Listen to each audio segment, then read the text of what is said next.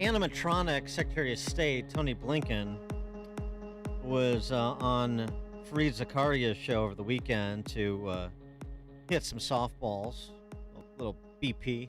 Yeah. You got a little BP, a little political BP there. Fareed Zakaria is always dutiful in service of the powers that be. And here's Blinken's take on how things stand in Ukraine, how the counteroffensive is going. In terms of what Russia sought to achieve, what Putin sought to achieve, they've already failed. They've already lost. The objective was to erase Ukraine from the map, to eliminate its independence, its sovereignty, to subsume it into Russia. That failed a long time ago. Now Ukraine is in a battle to get back more of the land that Russia seized from it. It's already taken back about 50% of what was initially seized. Now they're in a very hard fight to take back more. These are still relatively early days of the counteroffensive. It is tough. The Russians have put in place strong defenses, but I'm convinced that with the equipment and support they've received now from more than 50 countries, with the training that their forces have gotten, and many of the forces who've gotten that training have not yet been put fully into this fight, and maybe more than anything else, with the fact that, unlike the Russians, the Ukrainians are fighting for their land, for their future, for their country, for their freedom. I think that is the decisive element, and that's going to play out. But it will not play out over the next week or two. We're still looking, I think, at several months. That answer has all the classic earmarks of a Ukrainian disinformation campaign, I think. Several months. Yes, several months. There may be a big decision for the regime here to make. That was essentially the viewpoint of retired Lieutenant General Keith Kellogg. So a military perspective on the Ukrainian counteroffensive, and he was on Fox going through it with maps and everything, showing this sort of 600-mile perimeter, which is about a third the size of the length of our southern border, where Russia is dug in. And he's suggesting that in a couple of months, we're going to have to make a decision about what to do in a stalemate situation. Lieutenant General Kellogg. You're looking at the largest and longest land war in Europe since World War II, and the Ukrainians are having a bit of a problem right now. You're looking at a fight that's going on where hundreds of thousands have been killed. Major cities like Mariupol have been destroyed. 1/3 of the Ukrainian population has been displaced as refugees. And if you're getting some warning signs now that the offensive is not going well. The reason the offensive is not going well, primarily in the south, and this is where they're really trying to go, is because of the built-in and dug-in Russian fortifications, which is trench lines and minefields. You generally need a 3-to-1 advantage when you attack for the offense to the defense to punch through, and they're really not getting there. But the biggest thing they don't have is close air support. That was mentioned this week in not only the Wall Street Journal but elsewhere, and we talked about before. So you've got to have that cover. We had it in Vietnam, we had it in the Gulf War, you had it in World War II. Not having that close air support really does impede their ability to attack.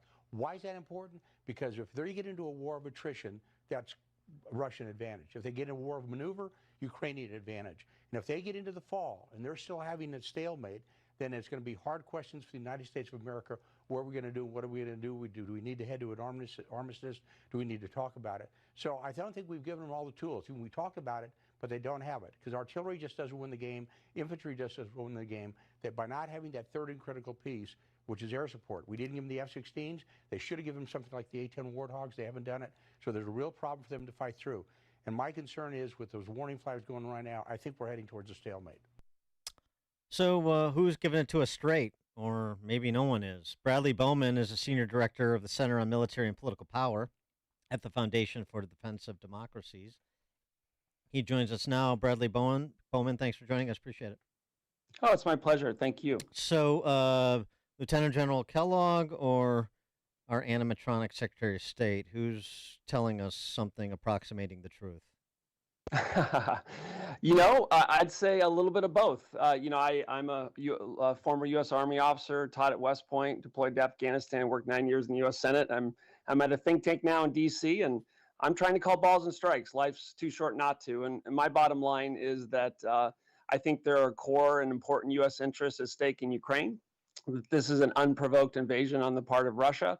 and that it is. I think Secretary Blinken is roughly accurate that Ukraine has reclaimed approximately 50% of the territory from the high water mark. That reflects analysis by the Institute of Study of War as well. You can quibble here and there, who controls this, who controls that, but that's about right.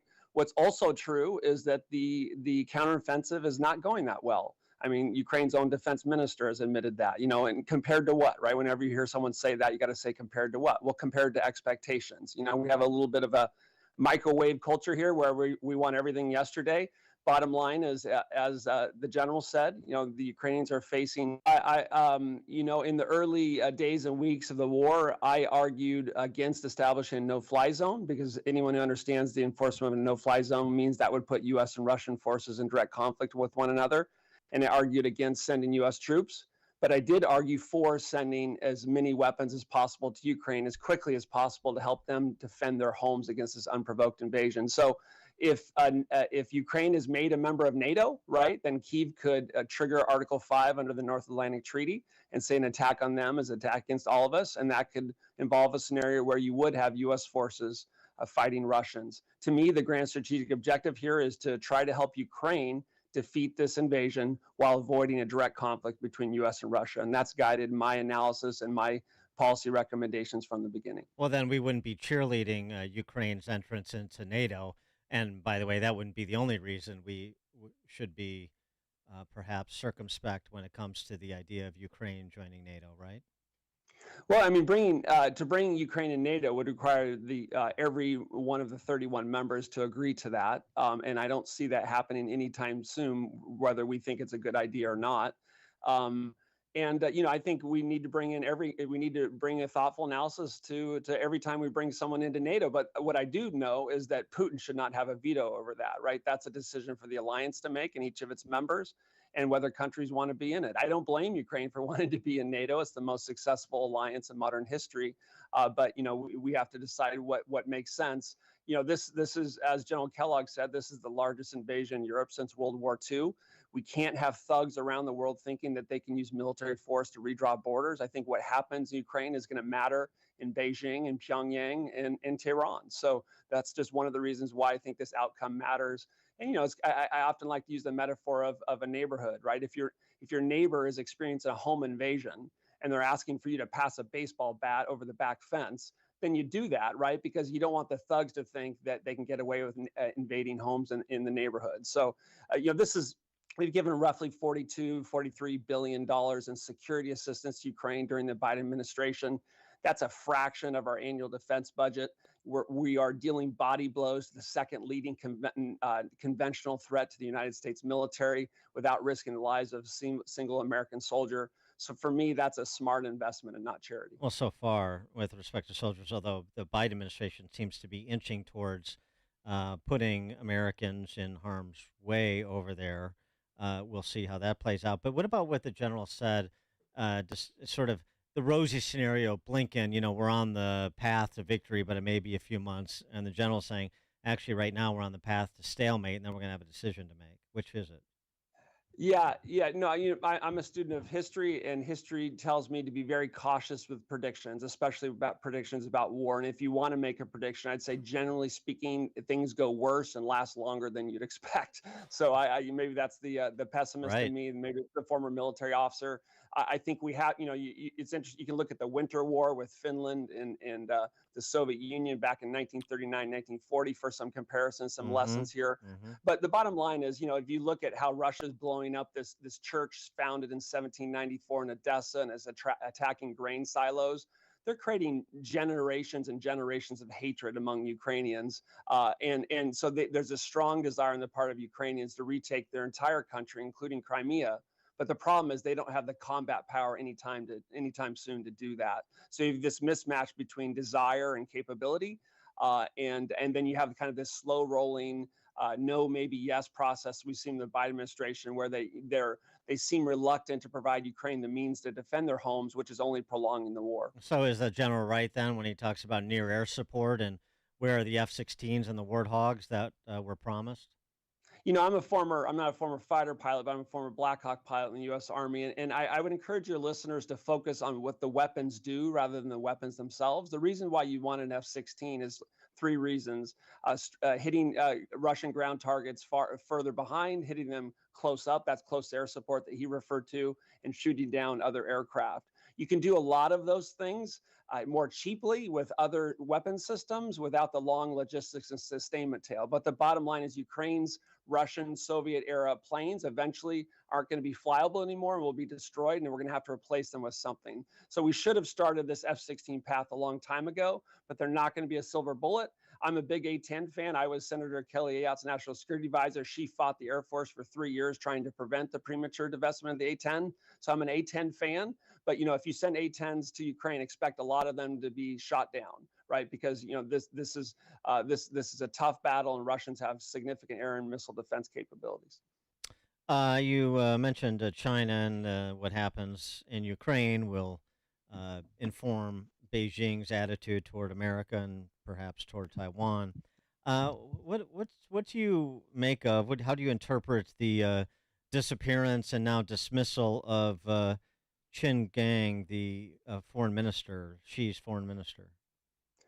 We have a China program at our center. I'd be eager to hear their thoughts on this. I don't have any immediate conjecture on that right now. But what I say to Americans regarding the China threat is, from my perspective, this is unlike any threat we've confronted in modern American history. And I say that because China combines a economy roughly the size of our own, a military that is dramatically and rapidly improving, and a hostile ideology. This isn't just, hey, we want to have some power to throw around in East Asia. Beijing has global ambitions. And if you want to know what that world would look like, where Beijing has disproportionate influence and begins calling the shots and displacing the United States, then look no further than Hong Kong. Look at the squelching, neglecting their international obligations, squelching freedom, putting people in prison because they don't like what they're saying. And that's one of the reasons why the 26 million people of Taiwan are so eager to defend themselves, because they're seeing what's happening in Hong Kong, and they don't want any part of that. So, I guess if there's a silver lining to this deplorable invasion in Ukraine, is that it's been kind of a wake-up call for Americans that naked aggression is not relegated to the black and white newsreels of the first half of the 20th century. Human nature is human nature. Thugs are going to be thugs, and they're going to take as much as they can. And we better, when we turn to our arsenal of democracy and find it's not there, we better wake up. We better increase our defense industrial base, because once the shooting starts in the Taiwan Strait, it's too late to do anything about that.